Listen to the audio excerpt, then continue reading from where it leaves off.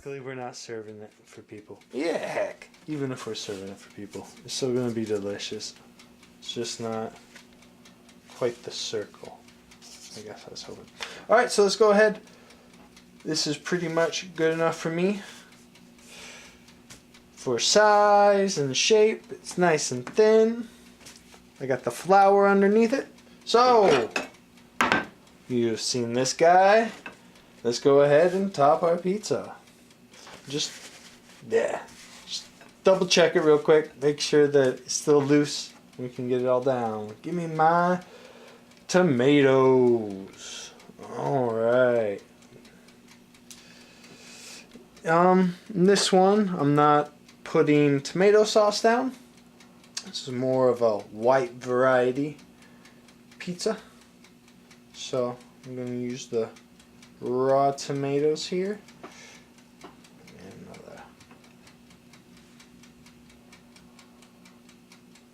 slice. Excellent. Next up, some nice salami. Going real simple, real basic with this. I say, ooh, garlic next. Fresh garlic. Never be afraid to get the fresh garlic and be bountiful with it. Have fresh garlic in so many of these Italian dishes here. It's just kind of quintessential.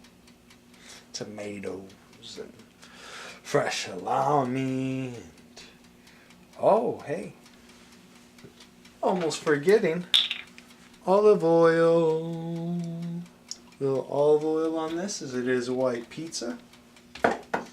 Alright, what we doing next?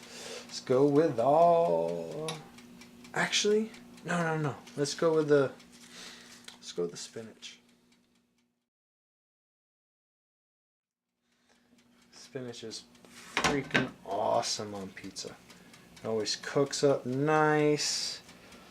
Adds a little moisture to the top of the crust, which makes it, you know, a little extra chewy, that real Napolitana style. Oh, where you go? Get on there. Get on there. And then, okay, now our black olives. Hope this is all in focus for the camera. This is always just, you know, natural in my own home kitchen. Just trying to expose you guys to something different, something simple, something delicious, something that everybody can embrace and enjoy.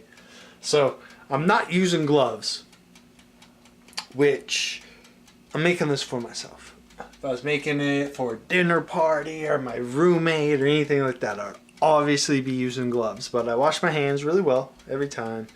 And I'm just doing something really simple for y'all. And so I'm not really worrying about that all too much.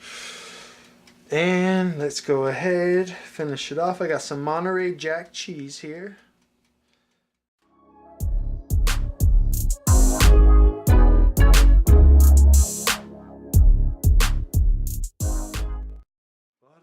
Monterey Jack, when you get a good one, it's one of my faves, for sure. How can you not love a cheese? Alright guys, so I got that there. Now I need to hopefully put it in this oven correctly. Each oven's different, right? It has its own hot spot, but I keep it on the middle rack because when I put it on broil, right now I'm getting that top crust as hot as possible. So whenever I try to put this pizza on it, that instantly gets browned up nice and delicious. So looks like we've had enough time on there. We got the broil. So before I put it in the oven, real quick, what I'm gonna do, because this is sat here for just a second while I set up the next scene, of course, but even your typical pizza person, they'll go ahead and stretch out the crust a little bit, because you want to get a little bit of distance with all those ingredients. And, you know, I'm about to, see, kind of push these things back on. I'm about to slide it on there. And when I slide it on there, everything on the top just shifts ever so slightly. Oh, alright, I'm taking a deep breath. It looks beautiful. Let's see if I can put it on there without messing it up. See all that smoke coming off? Like I said, I want this as hot as I can get it. Oh, alright, come on. Let's work the magic. Oh, it's moving. It's moving. Let's throw it down. Gently. Just let it go. Catches. Awesome. Alright, that works for me. You can see it's off on the side a little bit. Oh. Tried to push back on. I'm not going to deal with it because you can see I just messed it up a little bit. But that will cook up real nice and delicate. Push it back in. Turn it off a broil. Back on to toast. This delicious pizza is just now finishing up. So let's go ahead and bring it on out. Slide my little pizza screen. Oh, come here, you. Underneath it. That works for me.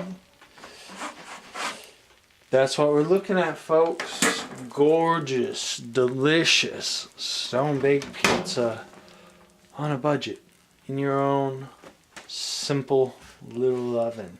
So I got my fresh basil here, as you may remember from the first picture that I showed you guys. I'm just gonna distribute that evenly across the top of it, because if you remember with this one I just put raw tomatoes on the bottom, and with the raw tomatoes and garlic all sitting there, you want some aromatics there to help kind of complete that flavor profile. So if you're cooking Italian food, you need fresh basil. You should have a plant growing outside your doorstep or in your garden or wherever. Fresh basil is just the only way to really exceed in the whole thing. So that's all we're looking at, folks. It's delicious. It's awesome. Here, let me go ahead. I got my knife all ready just to show you all that crunchiness. Obviously, you can see I probably didn't turn it enough. But all that delicious crunchiness actually turns out just to be an awesome pizza. Because it's a sourdough, really, it's not like that burnt crust that you're used to. Traditional yeasts. This is a sourdough yeast. So all this just ends up being really flaky and awesome. So alright guys, thank you for watching. I'll post more videos here soon. And enjoy.